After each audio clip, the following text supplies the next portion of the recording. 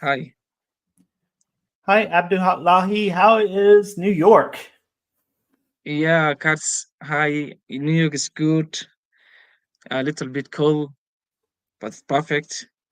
Though New York, the weather of New York is very challenging for me.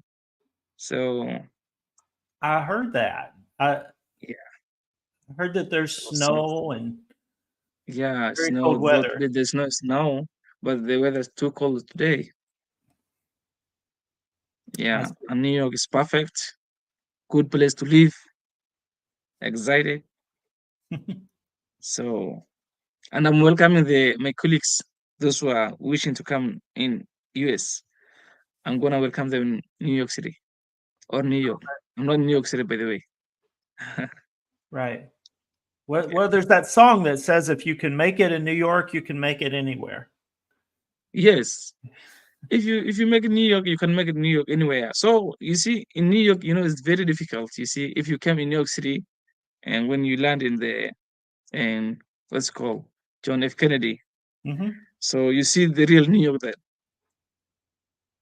Yeah. So it's very difficult. If you are sharp, you can make it. But if you're not sharp, you're gonna fail on there. First of all, Well, yeah, that's why it's so important to have friends and support network, right? yeah. So asxaabi assalaamu calaykum waraxmatullahi wabarakaatuh Somali waa idin salaamaya dhammaantiina waa walaalkiina Cabdullaahi iyo Kurt Morrison oo live-ka nagala qayb qaadanayo waxaan idin rajeynayaa inaad wada fiicantihiin dhammaantiina sidoo kale waxaan ka hadlaynaa New York weatherkeeda iyo mataqaanaa New York siday u taala New York aan ku noolahay marka waa xoolaha waa iska qabow iska yani jawigeeda waa iska okay marka meel xun maahan idinkoo idinku soo dhaweynaya insha Allah saxaabta soo socota. Great. So before, I guess first ask our audience to give us questions on Twitter or Facebook or YouTube, right? Okay, sidoo kale waxaa nagala wadaagi kartiin su'aalihiin noogu soo diri kartiin YouTube-ka, Facebook-ka, sidoo kale Twitter-ka. Intaas waa live aan ka nahay. Telegram-ka, meel walba nagala socon kartiin. Idinkoo mahadsan, la soo wadaaga walaalihiin Soomaaliyeed u baahan inay kaga faa'iidaystaan u share gareeya. Aad baad u mahadsantihiin. Okay. But you brought us a couple questions, right? To get us started with. Yeah, yeah. So we just got to have now one question only. So yeah, let's start our questions. Okay, I'll do the English here. How long does a mandamus lawsuit last? Okay, su-aasha ugu horeysa oo maanta idin hayn waxa weeyaan ilaa iyo imisoo qaadan karaa lawsuit-ka? Lawsuit-ka ilaa iyo imisoo raagi karaa ama uu ku dhamaan karaa si dhanba? So, first of all, our goal is not to finish the lawsuit as fast as possible. Marka hore anaga higsigeena ma ahan lawsuit-ka inuu dhaqsi dhamaado ama inuu goolkeena ama higsiga aan ka leenahay lawsuit-ka ma ahan inaan lawsuit ka dhamaado ma ahan. Our goal is to get the immigration benefit, the visa, as quick as possible. Aniga higsigeen waxa weeyaan inaan fiisaha helno sida ugu dhaqsiyaha badan oo mataqaanaa qofkii customer-ka noo ah inaan fiisaha oo dhaqsi oo gacanta uu ku dhigaa taas ayaa muhiim noo ah. Lawsuit-ka waa dhib inooma laha. What this means is we keep a lawsuit alive as long as we can use it as leverage to get the visa issued. Mar walba lawsuit-ka mataqaanaa maxaa la jira wuu noolaan karaa ilaa iyo intay nagu qaadato ilaa iyo fiisaha qofka uu ku helayo marka lawsuit-ka ma ahan wax mataqaanaa hore dhaqsi ka dhamaanaya. Many mandamus lawsuits are resolved within a few months, and then many take 6 months or longer. Inta badan waxaa lagu dhameeyaa lawsuit-ka 3 bilood iyo wax la mid ah laakiin hadduu ugu fogaado waa 6 bilood oo iska qaataa. Okay. So I see we got questions coming in. Do you want to grab one? Yeah, we got questions. Okay, let me start the questions here. Ducaysan said, "Waan idin salaamay, soo dhawaada." She said, "I'm greeting you guys. Welcome." Welcome. Thank you. Thank you, Ducaysan. Uh, Hembil Abdinur, bro, group US ma furmay. This question is asking about the group. Then okay, there's group 5, something called group 5, which is welcome cops. Oh, welcome, And Court. it's asking us if you have already opened. those who want to participate. Right. So we don't represent people with Welcome Corps. So I don't know a lot about it except what's on the website. I refer people to the website. Here, I want to pull it up so that everybody knows what we're talking about. Sure. Are you going to translate? Yeah, and horta aniga balkan group 5 ka Soomaalida taqaano ma ku matelno yani hadda ma ku jirno howshiisa xog badanna kama hayno because of yani waa arrin dowladda mataqaanaa gacanta inta badan ku hayso oo refugee loogu talagalay so marka waxaa inta badan aan idinku waanin lahayn inaad website-ka saxda loogu talagalay inaad tagtiin oo mataqaanaa kala socotiin. So the key part of Welcome Corps, this new program that the Biden administration did, is a private sponsor group. That's like a group of 5 people in the U.S. can identify a specific refugee or a refugee family overseas and apply to sponsor their resettlement in their community. Horta barnaamijkan waa barnaamij cusub dowladda hadda joogta Joe Biden mataqaanaa keenay mataqaanaa administrationkiisa la imaaday waxayna ugu talagaleen 5 ruux oo Mareykanka joogta inay mataqaanaa ay u dacwoodaan ama ay soo qaadan karaan qof private ah yani ayaga qofka rabo ha ahaado familkooda ama qof asxaabtooda ahaado inay soo qaadan karaan maxaa la jira oo qaxooti laakiin ku jira qofkaas inuu qaxooti ku jira. So it looks like a good program, but as an immigration law firm, we are not representing people with it. We just hope that it works out for some people. laakiin aniga kambanigeyna ama yani asareed Eagle Law ilaa hadda yani hawshan yani kama shaqeyno ma gelin laakiin waa guud barnaamij fiican weeyaan oo mataqaanaa laga faa'iideysan karo laakiin aniga maaha mid aan ka shaqeyno. I'm sharing the website here in this comment box, which may show up on Facebook and YouTube. I'm not sure. sidoo kale website-ka idin soo gudbinaynaa haddii mataqaanaa linkigaas raacdiin waa ka heli kartiin waxa u baahan tihiin. Okay. Any more questions? Yes. I'll do the English. Yes. I'm a winner of Yes. DV 2024 and my case number is 88,000. I've selected the embassy Bangladesh. What is my hope? waxaan ahay qof ku guuleystay DV Lottery 2024 keeskeygana waa 88,000 waxaan doortay safaaradda Bangladesh safaaradda US ee Bangladesh rajadeydu waa intee yani waa ilaa iyo xaggee la eg tahay. First of all, it's important. I think you already know this, but I want to make sure for the DVs that don't know how to do this, you need to see whether or not the case number is current in the visa bulletin. The next visa bulletin is January 2024. You scroll all the way down to the bottom and it'll have the current for 2 months. So for December, I'm sorry. Okay, January and February. Yeah, we have February. Go down, please. Yeah, here we go. So we know that the State Department is not going to schedule any case number above 26,500 for February. horta midda inaan fahno waxay tahay marka hore waa xaalad soconaysa muhiimadda waxay ku xiran tahay visa bulletin-ka qof DV ku guulaysta data mar visa bulletin-ka la soco mar hadduu keeskaaga case weyn uu yahay ilaa iyo current uu kasoo noqdo balan ma heli kartid current markaa noqotidna waxay ku xiran tahay safaarada ku qorantid inay balanta ay ku siiso hadda xilligan la joogo waxaan ujeedna waxa waye nambarka 26,500 aan ujeednaa inta hadda currentiga ah nambarkaas nambar ka badan يعني looma diri doono balan mataqaanaa ma heli doono wixii nambarkaas ka hooseeyan baa heli doona marka waxa weeyaan waxay ku xiran tahay marka hore inaad current soo noqotid first of all. So what that means is your window of opportunity to get a diversity visa will be from March through September. Chances-kaaga inaad balan ku heshid ama inaad mataqaanaa kaga faa'iidaysid waxay ku xiran tahay inaad soo noqotid current bisha 3 ama ilaa iyo September bis 3 ilaa iyo September inta dhexeysa waa inaad mataqaanaa mar iska rajaysid inaad current soo noqotid. With a higher case number like that, it's most likely July through September. Okay, case markuu saas camal u weyn yahay waxaa ku tashanaysaa inaad heshid visa bulletin inaad iska aragtid July. ama ilaa iyo September u dhaxayso waa meelaha mataqaanaa la isdhihi karo waa kasoo muuqan kartaa. Every DV has advantages and disadvantages. Kama geysaa? Every diversity visa selectee, every winner has advantages and they have disadvantages. qof walba horta ku guuleysta baalkan yani qofna faa'iido yani faa'iidana wuu leeyahay faa'iido darana wuu leeyahay labadaba mataqaanaa isugu jira. In his case, the case number is a disadvantage because it's high, but the embassy is an advantage. laakiin hadda kiiska marka loo eego advantagekiisa ama rajadiisa waxa weeyaan waa mid mataqaanaa hadda marka loo eego kiiska uu weyn yahay waa 88,000 xoogaa rajadiisa waa mid hooseysa laakiin haddana safaaradda ku qoranta hadda mar walba uu soo noqdo current kiiskaaga.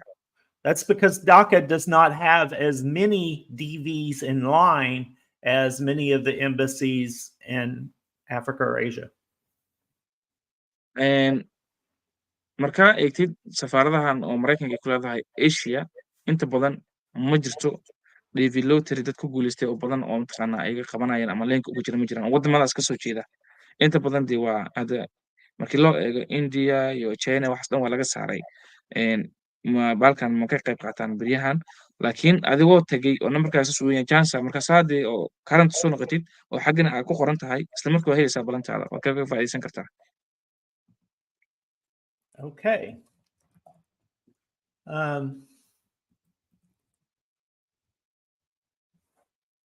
Actually, Bangladesh, citizens of Bangladesh, here, I checked the visa bulletin to make sure because I couldn't remember. But if you look back to the September 2023 visa bulletin, it shows that natives of Bangladesh were not eligible for the DV 2024. Which one is this one? September 2022, right? 2023. Oh, yeah. hadda visa bulletinka September fiirinayna 2023 maba gaarin horta 2023 anaaba kamid ahaa numberkan 88,000 ma jirinba safaaradda hadda ku qoran tahana waxa la jiray maba ka ahayn eligible yani wax loo ogoliyay maba ka ahaynba numberkaas aa weyn caaw. So what that means is there's nobody in line in front of you at Bangladesh for a DV from Bangladesh. sidoo kale chance meesha jira waxa Bangladesh lafkeeda looma ogola inay mataqaanaa dadka mataqaanaa dadka sanadka xareystay DV lotteryga yani wadankeeda loo ogolaado kuma jirto dadka tagay waa anaga baan noqon karnaa oo mataqaanaa kaga faa'iideysan kara dadkeeda meesha looma ogolayn ama lama siin fursad ay mataqaanaa ay kaga qayb qaadan karaan barnaamijkan DV lotteryga marka dad leenka kaaga horeeyo ma jiro oo aday mataqaanaa aan ka ahayn ama Soomaali aan ka ahayn xagga tagtay. So it was smart to choose that embassy, and that's all. waa ku fiican tahay inaad mataqaanaa safaaradda choose garaysataa ama dooratay. Great.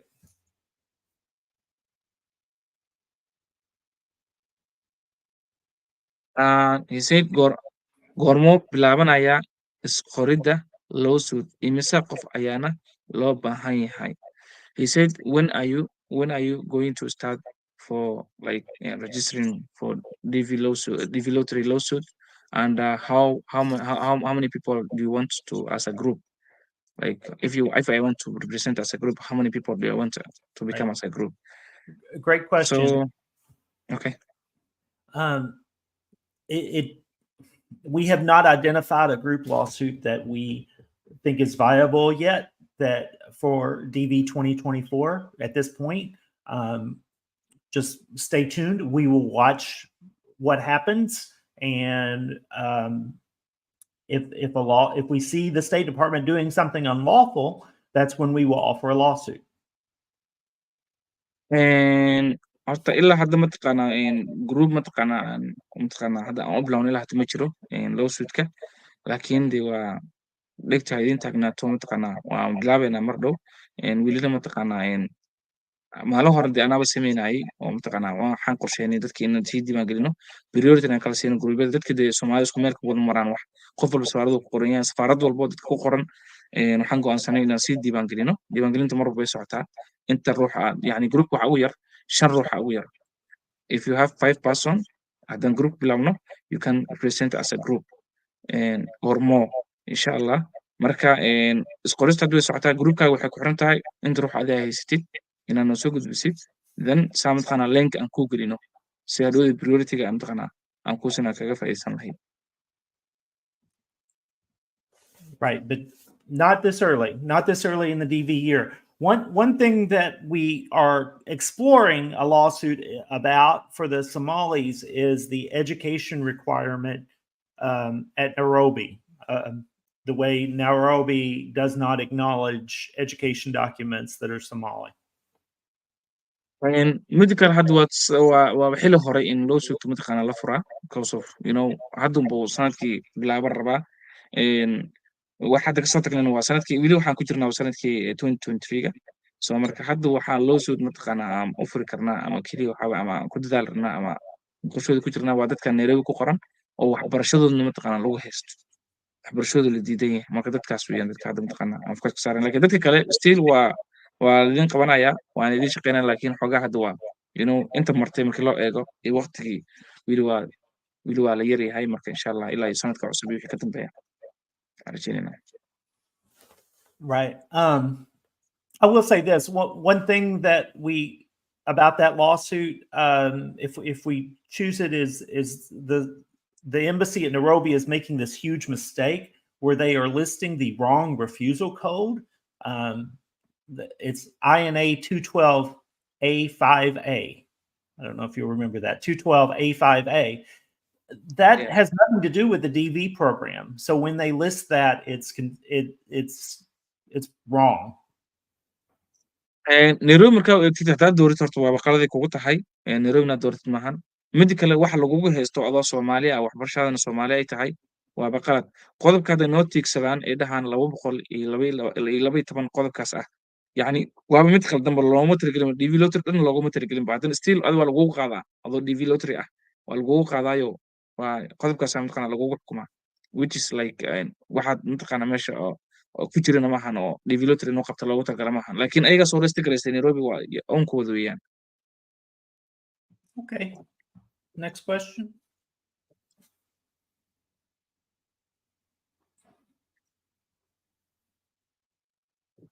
Visa bulletin ka qof walbo miyuu gaarayaa? Is visa bulletin register every person or everybody? Does it do what?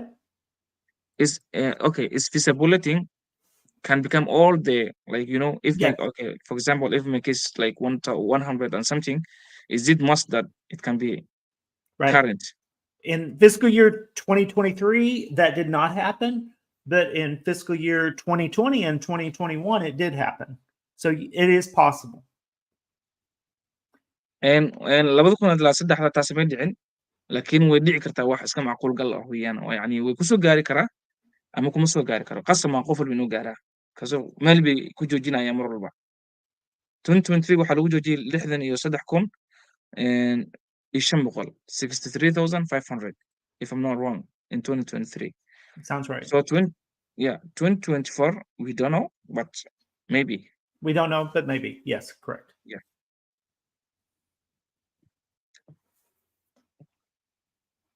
Okay. Bro DV 2021 aqbal parties intuu maraya and it's talking about 2021 DV lottery if you have some information about them. Okay, so as a preliminary matter, first, the majority of DV 2021 journeys are over. The ones that are not over are primarily the plaintiffs in the Good Luck case. Good Luck lawsuit. And horta markii sharciyan loo eego 2021 lotterygaas oo yani ama barnaamijkaas wuu soo dhamaaday laakiin waxaan weli dhamaanin lawsuitka mataqaanaa laga furay mataqaanaa lawsuitkaas weli socdo doodiisaa socota. So if the Abdi is a DV 2021 selectee from Africa and not a plaintiff in Good Luck, that journey is over.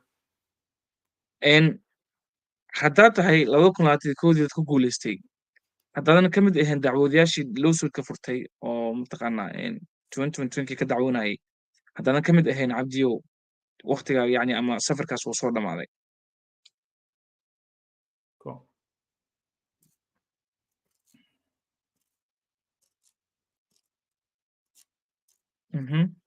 Any news about Welcome Corps? just what I shared. I don't answer. have any news about it. I think it's a great program, but I don't have news. Yeah, programkaas waa great oo yacni program fiican weeye laakiin wax xoga aniga hadda kama hayno mana ku jirno arrintiisa barnaamijkaas. Bashaar waa mahadsantahay. Same question. Okay, same question. Welcome, Cops. Walaal waan ka hadalnay liibaan xirsi dib uga laabo insha allah waad ogaan doontaa waxaan kaga hadalnay. Okay, October and November, 4,200 issued visas. This year is quickly DV program end of August run out.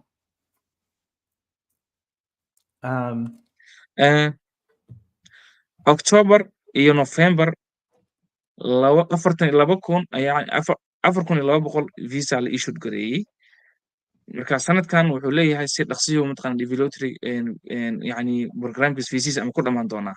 يعني أغسطس markii la gaaro yani in visa dhamaada laga yaabaa uu leeyahay Dr. Abdullahi Bershia. So I had not done the math and added those up yet. Good job on doing that math. ما سنت يعني ما سمعني إلا حسابت أسماء ما أذكر الدرين أدا سميسي وات متقنع شقة في عنا قوتي. So basically what this person did is they went to the monthly immigrant visa statistics and went to qofkan wuxuu sameeyay wuxuu tagay status visa jirto bilib la soo saaro taasuu tagay taasoo mataqaanaa ku hadlan kara qofka sanadkii yani bishii inta visa baxday ama total visa inta ilaa hadda la bixiyay and added them all up. That took some time. Yeah, marka waqti badan iska qaadanaysaa in isku dardaro wixii dhan. So yeah. So I would not come to a conclusion based upon that. taasi hadda mataqaanaa wuxuu dhahay dhamaadkeeda ma soo gaarin because of dee waxay u baahan tahay xisaabtada aad samaysay xog kama hayn adna waa samaysay waa kumaasantaa waa fiican tahay laakiin de anagu waa hadateena ma dhihi karno saas weeyaan iyo saas weeyaan because of xog oo hadda ma calculate garin visa baxay midka yaalaba. I see that Dr. Bershaya asked this question. It's a doctor. If I go to a doctor and give only a little piece of information, that's not good for the best diagnosis. You need more information to come to a good diagnosis, a good conclusion. Yeah, يعني information badan ay u baahan tahay doctore maxaa la jiray hadda mataqaanaa inta yariista hadda dhano hadda waxaan ku sameynaa because of hadda you know waqti qaadan kartaa aduse waqti kaaga qaadatay so waxay u baahan tahay yani xoogaa time inaan mataqaanaa usoo sameyno oo si fiican usoo ogaano. Thank you. maanta waxaan arkay case number 29,000 ah oo stage maraya oo stage 0 maraya oo stage ma laga yaabaa in visa bulletinka ka hor uu dhaafo soddon. I'm not sure if this question I'm getting. maanta waxaan arkay case number 29k ah oo stage marayo which stage stage walaal okay ma laga yaabaa in visa bulletinka kor u dhaafo as like she did mention which stage she's talking about but she said there's a case number that which is in 29k so she didn't mention any stage but she said do you think if that visa okay if that case number and can pass the visa bulletin Right. like you know I didn't get the stage but the question is not correct. Right. I don't know well, how to... I don't need that. It doesn't need to be perfect for me to have an answer to that. I cannot predict Yeah, the okay. visa bulletin. She corrected. I got it. Okay, she said this case is on stage 2 and 29k. So, do you think that in visa bulletin will go higher than like 30k? I don't. First, I do not predict the visa bulletin. Could you say that, please? horta marka hore visa bulletinka wax la qiyaasi karo oo yani anaga sii qiyaasi karno maahan prediction laguma sii samayn karo. What country? I think wadankay ku qoran tahay walaal oo mataqaanaa visa yani visa bulletin-kaaga waa xaggee ku xisaabtamaysaa waa safaaradee I think that there's a good chance that this is for February. There's a Yeah, good this is chance that February. March would go to 29,000 or 30. Yeah, there's a good chance of that. But if not, probably Horta waxaa sure. Yeah, the embassies in Africa, maybe the country, not the Djibouti. continent. Okay, she said in Africa. Okay, I know that country walaal waddan aan ku weydiinay waddan. So horta waxaa laga yaabaa hadda wuxuu marayaa 26,500 marayaa. So keyskan maraya 29,000 oo stage 2ga marayo mugti horta visa bulletin-ka yani ama qofka keyskiisa marka la process gareynayo stage 3 markuu marayo yani qofkaas keyskiisa wuxuu diyaar u yahay interview oo inuu kasoo muuqdo visa bulletin bisa u dhiman. Stage 4ga laguu sheegayo waa inuu qofka 2NL-ka u helaa. Taasi waa taas. Marka hadda wuxuu marayaa 26,500 marayaa visa bulletin-ka. Marka waa laga yaabaa inuu mataqaanaa 30,000 ka bato. oo ay ku daraan 3,500 lagu daro almost waa wuxuu noqonayaa maxaa la dhihi jiray 30,000 marka laga yaab inuu over noqdo laga yaab inuu less noqdo so yani ma qiyaasi karno we cannot predict it. Yeah, but it's important to tell us what country you were born in, where you're chargeable, because it matters per country. Africa is not the same for everybody. Algeria, Egypt, and Morocco are at a disadvantage right now. laakiin waxaa muhiim ah waddankaaga mataqaanaa aad ku qoran tahay inaad mataqaanaa sheegtid ama waddankaaga aad mataqaanaa interviewga aad ka marartid marka maxaa la dhihi jiray Africa de isku mid maahan sidaad ugu jeedid shaashadu mataqaanaa isku wax looma siiyo Algeria iyo waa ujeedaa iyo Egypt iyo Morocco waa inaga duwan yihiin marka charability-ga waxaan filayaa inaa Soomaali tahay laakiin noo soo dhamaystir Africa bisaa soo qortay si fiican soo faahfaahi walaal. I'm not thinking though that if they're talking in Somali, they're probably not born in those three countries, right? Yes, I think Right. it's Somali. Okay. Bro DV 2021 sidee dacwad u furan karaa interview xitaa ma marin laynama wicin. Okay, is Abdi again. He said, how can I start or get a lawsuit for DV 2021 right now? Even I didn't done any interview. He didn't even interview yet this guy. So he's one of the winners in 2021, and he was not interviewed, and he's not one of the plaintiffs of the DV 2020. He's asking the question 2.5 years too late. Yeah. So walaal waxay u egtahay hadda inaadan furin karin 2 sano ka hor ay ahayd inaad furitid not now. That it's too late to join the good luck lawsuit. It's too late to file a lawsuit for a DV 2021 selectee. Hadda waa xili dambe inaad mataqaanaa ku biirtid inaad mataqaanaa dacwadayaashaas mataqaanaa ayaga baa la aqoonsan yahay hadda marka waa aad bay u dhacday marka xaquul ma hadda mataqaanaa inaad Think of a group lawsuit like a train. You get on the train, you can go with the train, but after the train leaves, it's too late. The train doesn't back up to come get you. Sure. lawsuit lagu sheegaya markii koodii chance lagu siiyo waxa weeyaan waa sida waa train ka soconaya trainka gaariga soconaya waa mar gaari aan dhihine waa train gaarigu kusoo laaban karaa train waxa weeyaan mar hadduu kaa tago kaa tagay inuu dib dam usoo mara mooye marka waxa weeyaan dibku adiga keligaa kuma soo laaban karo marka waa taas way ku dhafto walaa.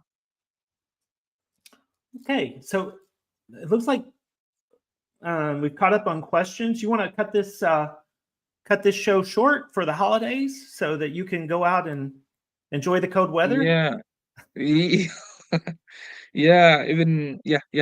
I'm thinking about that. Inkasta holiday la iskaga jiraa maanta walaalayaal dadka way iska celebrate gareynayaan marka maxaa la dhihi jiray maanta ma ahayn maalin shaqo inoo ah laakiin waxaan ka baaqan weynay showgeenan ama su'aaleyna jawaab ahaan oo af Soomaaliga ah asigana waa fasax isaga jiraan fasax isaga jira laakiin waxaan dhahnay dadkeena fasax kuma jiraan we have to fadhi nooma yaalo marka thanks for cuts for joining us while you are in your own holiday it's not a working day today so you stayed here I appreciate you for this great job. Next year on the 2nd? Oh, yeah, we are gonna meet I think next year. Okay. Yeah, Which is Tuesday. Tuesday, inshallah. Next Tuesday, we are gonna meet again. Somali, inshallah. Saasaan rajaynaynaa. Sidoo kale ma ahan DV Lottery keliya kama shaqeyno. Aniga weli xoogeen waxaan ka shaqeynaa family sponsorka aan ka shaqeynaa. Yacni dadka isku dacwoonaya. Dacwadaha waa very important. Yacni hataa lagu dacwoonayo ama hataa tahay dacwade oo ku nool dalka Mareykanka still barnaamijkaas way barnaamijka ugu weyn aan qabano. DV Lottery sidoo kale waan ka mid nahay. Wax walba immigration service aan qabanaa. Marka inshallah taasna mataqaana hanagala baqina sidoo kale barnaamijkeena mar walba meel sare noo gaarsiiya si walaalaheen kale Soomaalida kale uga faa'iidaan mataqaana jaanisada mataqaana banaan iyo wax walba ku saabsan waddankaas looga faa'iideysan lahaa oo gaarsiino waxaa nagala socon kartiin Twitterka, Telegramka, Facebooka, YouTubeka, everywhere and share the program. So, correct me if I'm wrong. Is it Nabed Galyo to say goodbye? No, yes, Nabadgelyo, that's goodbye, yeah. Nabed Galyo. Nabadgelyo, that's good. Okay. Bye-bye. So we have more questions, but we'll answer next time. Next time. Yes. Thank you. Yeah. Okay. Waa maasantii walaalayaal su'aalihiin kale waxa waaye insha Allah waxaan idinka jawaabi doonaa waqti dambe insha Allah ama talaada dambe insha Allah Abdullahi. Waa maasantiin. Nabadgelyo Cats.